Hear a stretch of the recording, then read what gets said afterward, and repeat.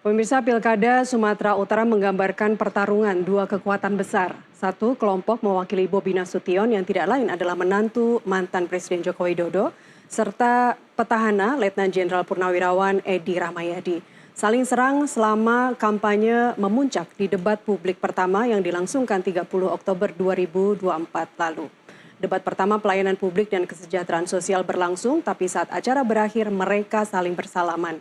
Dan untuk membahasnya kami mengundang peneliti drone emprit Rizal Nova Mujahid. Mas Nova, terima kasih sudah bergabung. Banyak yang bilang debat berlangsung panas karena saling serang, tapi minim sekali dengan gagasan-gagasan. Apakah pendapat netizen sama dalam hal itu? Selamat malam, Titi. Kalau kita lihat debat di Sumatera Utara semalam memang kelihatan panas sekali ya. Saya kira dari debat-debat yang ada yang Sumatera Utara ini sangat panas. Dari mulai pertama dari penyampaian visi misi sampai lain. Bahkan ketika datang dengan ada lampu pocong itu sudah langsung membuat suasana menjadi langsung menghangat kayak gitu ya. Apa dari gimmick-gimmicknya dulu yang bikin panas sebenarnya ya? Iya, betul dari gimmick-gimmicknya, belum lagi sorakan-sorakannya yang memang sangat ramai sekali tadi malam itu. Nah, tapi kalau kita melihat apakah kehangatan di arena debat kemarin juga terefleksi di media sosial. Kalau kita lihat perbincangan semalam itu datanya memang perbincangan di media sosial tentang Pak Bobi Nasution, Pak Surya, Pak Edi dan Pak Ramaya, Pak Edi dan Pak Hasan Basri itu kalau dibandingkan dengan pilkada-pilkada lainnya relatif kalau dari sisi volume tidak terlalu tinggi ya. Ini juga bisa dimaklumi karena di Sumatera Utara penggunaan media sosial mungkin tidak terlalu banyak juga jika dibandingkan Jakarta kayak gitu ya. Nah, dari situ meskipun volume perbincangan tidak terlalu tinggi, ada 4.725 mention selama debat jadi debatnya itu ketika pukul 20 kami ngambil datanya dari pukul 7 sampai pukul 12 malam, sejam setelah debat selesai, ada 4.725 mention. Ini kalau dibandingkan volumenya memang tidak terlalu tinggi. Tapi kalau kita melihat interaksinya, jadi interaksinya sangat menarik karena mencapai lebih dari 244 juta mention hanya dalam kurun waktu sekian jam saja. Jadi meskipun produksi narasinya sedikit, tetapi antusiasme publik terhadap narasi yang diangkat oleh netizen di media sosial itu juga terasa sangat ramai. Perdebatan, jadi saling serang komentar di media sosial itu juga terlihat sangat kuat terjadi antara pendukung paslon nomor 1 Pak Bobi juga pendukung paslon nomor 2 Pak Edi dan Pak Hasan Basri. Itu kelihatan sekali kalau perdebatannya sangat tinggi. Memang Pak Bobi mendominasi interaksinya itu karena beberapa perbincangan yang sebenarnya kalau dilihat itu sudah dibawa bahkan sebelum debat. Jadi beberapa perbincangan terkait Pak Bobi itu di luar konteks debat seperti itu. Ini kita belum bicara tone positif atau negatifnya ya Mas dari total interaksi ini? Oke, lanjut. Ya, belum.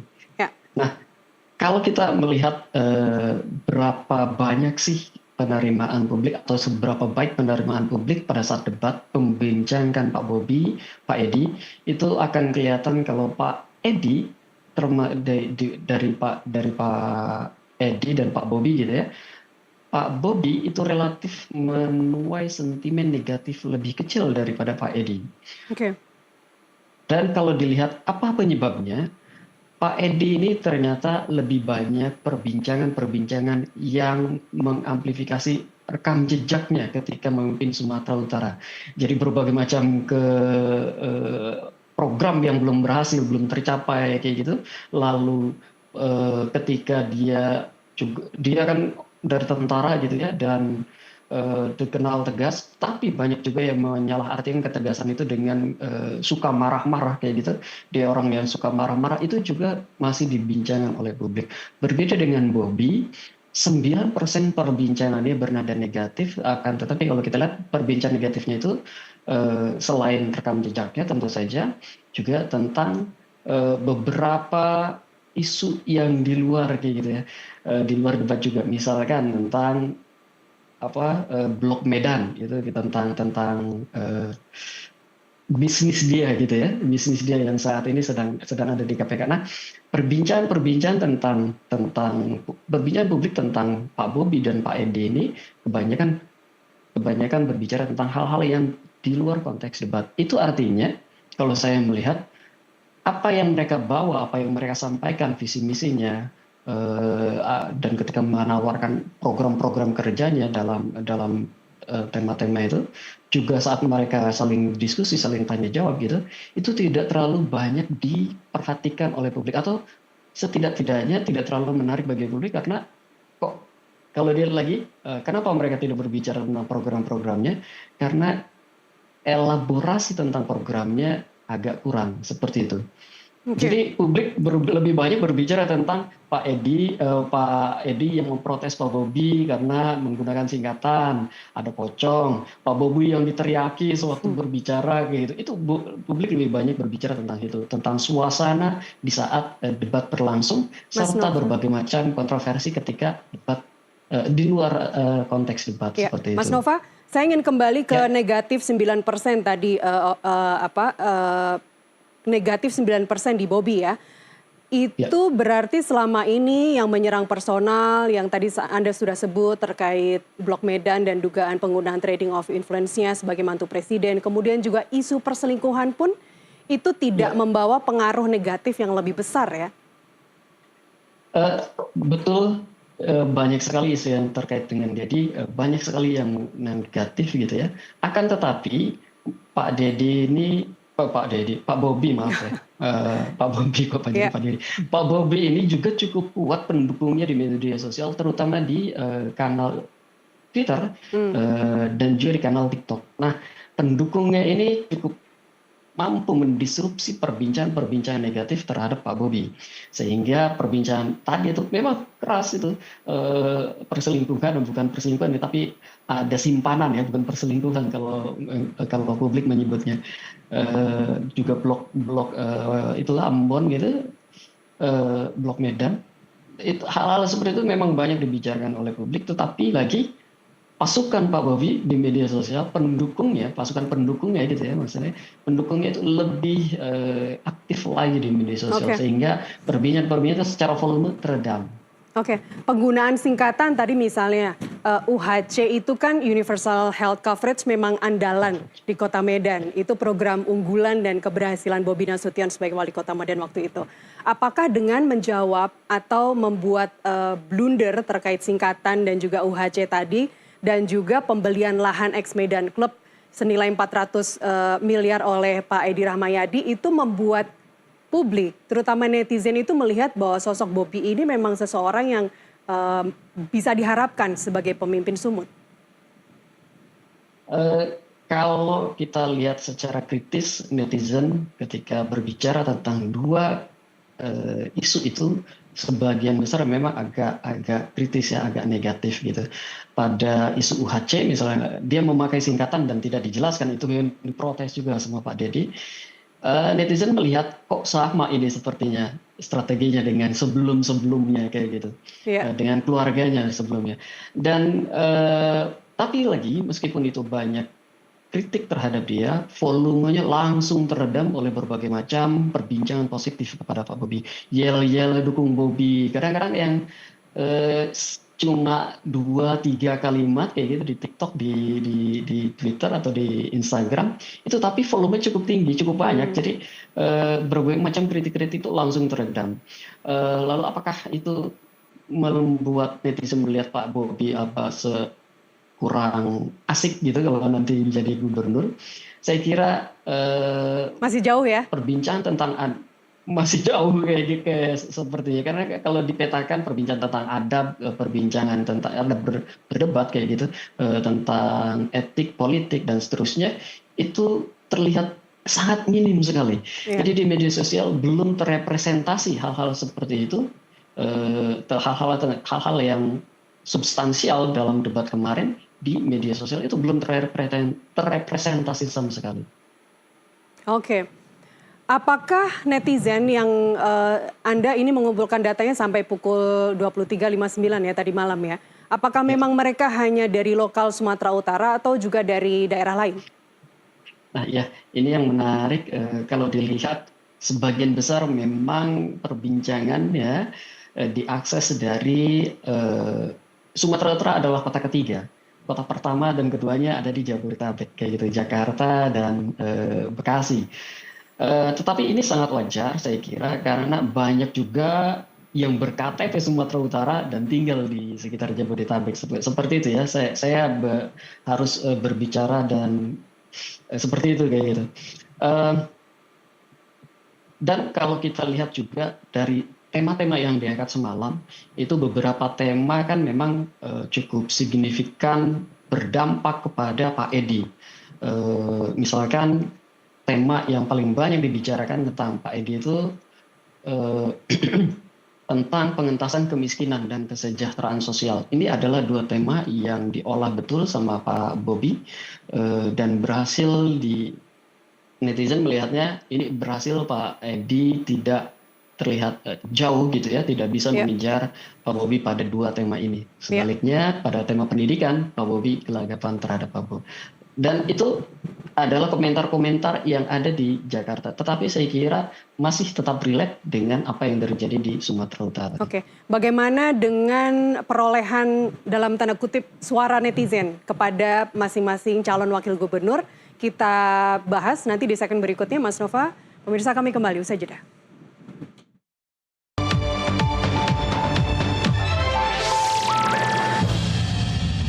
Bisa kita lanjutkan dialog. Saya masih bersama peneliti Drone Emprit melalui sambungan Zoom Rizal Nova Mujahid. Tapi sebelum kita mulai dialog, kita akan putarkan terlebih dahulu cuplikan dari debat panas yang terjadi di Pilgub Sumut kemarin. Satu, budi. Yang kedua, pekerti. Sehingga tuntutan di Indonesia itu adalah budi pekerti. Itulah yang dipelajarkan di dalam budi. Supaya mendukung ke depan, anak-anak kita ke depan punya masa, punya etika, punya integritas di samping intelektualitas. Bukan itu yang disampaikan sehingga debat-debat ini bisa membuahkan hasil. Tuntutan-tuntutan ke depan. Dari tadi saya tak bisa mendengar berbicara tentang program dan khususnya saya memperhatikan sekali karena kita butuh pendidikan. Berikan masukan pendidikan yang jelas karena kita tuntut anak-anak kita ke depan mempunyai budi pekerti. Tapi mohon maaf sekali Pak Edi, mohon maaf. Yang ditanya tadi itu tentang muatan lokal Pak.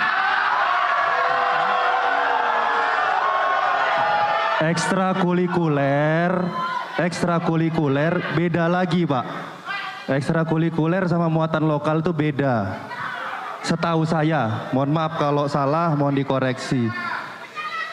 Apa yang saya sampaikan tadi, bagaimana, dan pertanyaan yang tadi seingat saya bagaimana kebudayaan kita bisa dijaga. Kita ini multi etnis di Sumatera Utara, banyak suku, ini harus kita jaga. Belum tentu pelajaran muatan lokal yang ada di Tanah Karo sama kayak ada yang di Mandeling. Kita lanjutkan dialog, Mas Nova langsung saja dari cuplikan tadi atau dari keseluruhan debat yang kemarin berlangsung sekitar 2,5 jam lebih. Mana yang lebih unggul? Siapa yang menang? Pasangan nomor 1 atau nomor 2? Mas Nova? Oke, kita coba perbaiki hubungan dengan Nova Mujahid, peneliti dari Drone Emprit. Pemirsa, kami jeda terlebih dahulu, kami kembali saat lagi.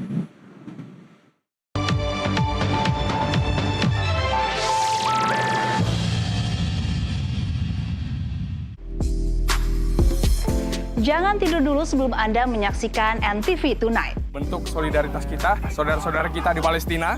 NTV Tonight memilih top news dan top picture dari dalam dan luar negeri. Volcanoran di sekitar Museum Ram. Robot multifungsi ini diberi nama Robot Deta. Saya Gati Kamka, Anda menyaksikan NTV Tonight. Ada yang asli di Jepang sana. Saksikan NTV Tonight, Senin sampai Jumat, pukul 22 waktu Indonesia Barat.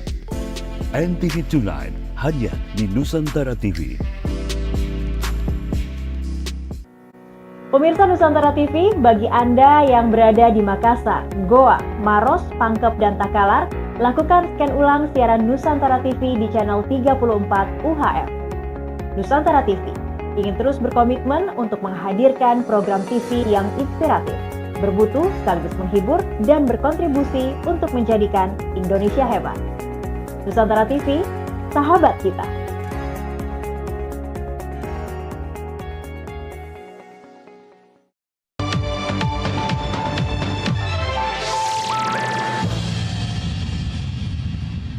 Ya, kita lanjutkan dialog. Saya masih bersama Nova Mujahid, peneliti dari Drone Emprit. Mas Nova, meskipun tadi Anda sudah paparkan, tapi secara overall sebenarnya siapa yang lebih unggul dari saling debat, saling serang, ataupun gagasan yang sempat diutarakan oleh kedua calon? Kalau dilihat dari penerimaan publik, tentu saja pasangan Pak Bobi lebih banyak diterima ya. Paparan-paparannya dinilai lebih berterima gitu, lebih terstruktur, lebih rapi, lebih tenang juga dibandingkan Pak Edi yang lebih berapi-api kayak gitu. Oke. Nah, selain itu juga kalau dilihat dari sebaran perbincangannya, Pak Bobi ini lebih merata ya. Dia lebih kuat di daerah Sumatera, meskipun tidak semuanya di Sumatera Utara, tetapi dia lebih kuat di basis pemilihnya. Bisa di zoom lagi, Mas Nova, apakah dari pedesaan atau perkotaan? Wah, saya tidak bisa sedalam itu, tapi saya kira kalau kita mengingat akses internet di Indonesia, harusnya dari perkotaan tuh. Oke. Dan lalu jika dilihat dari seberapa besar engagement publik di media sosial, maka akan kelihatan. Tentu saja Pak Bobi lebih tinggi engagementnya, terutama di kanal Twitter dan di kanal TikTok. Pak Edi ini lebih banyak positif di kanal Facebook dan di kanal YouTube. Tetapi kita tahu juga di dua kanal itu penggunanya tidak terlalu banyak ya dibandingkan dengan TikTok kayak gitu. Gen Z kan sekarang ke TikTok itu saya kira salah satu PR Pak Edi untuk meraih suara dan dukungan dari Gen Z.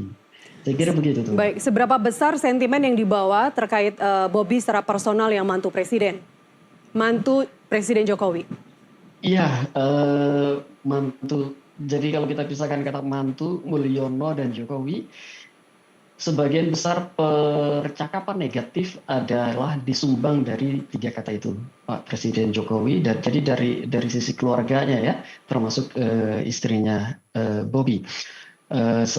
Karenanya kelihatan kalau isu-isu yang diangkat kan tadi tentang blok Medan, juga tentang simpanannya. Jadi itu kan sangat pribadi sekali. Simpanannya itu terhubung dengan istrinya dan blok Medan terhubung dengan keluarga besar Pak Jokowi kayak gitu.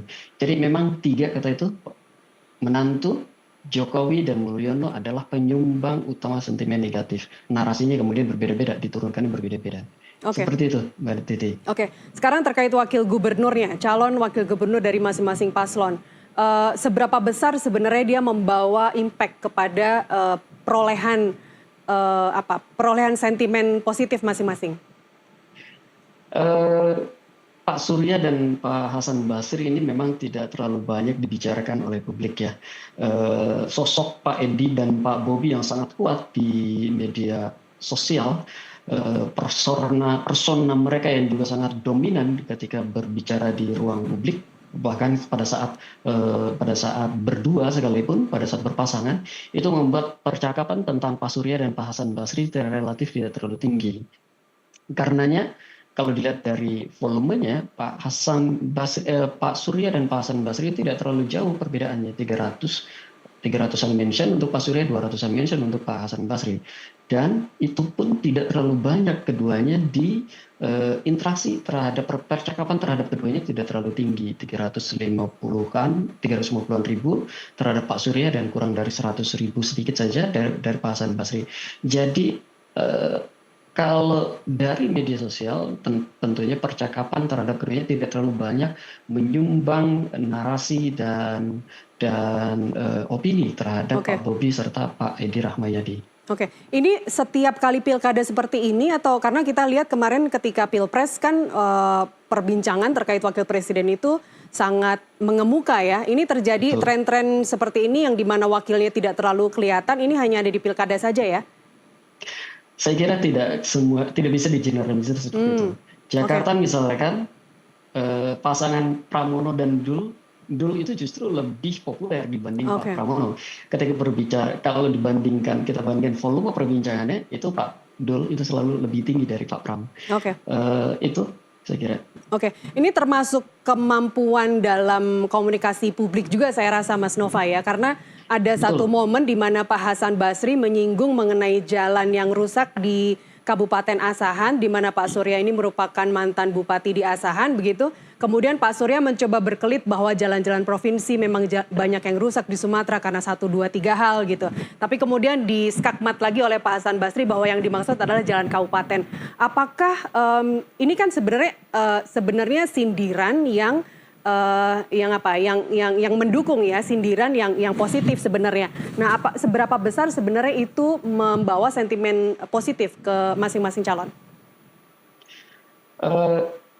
Kembali lagi kalau dilihat dari ininya, dari performa semalam memang kalau dilihat dari ininya sentimennya tentu Pak Hasan Basri lebih sedikit ya sentimennya daripada sentimen negatifnya daripada Pak Surya.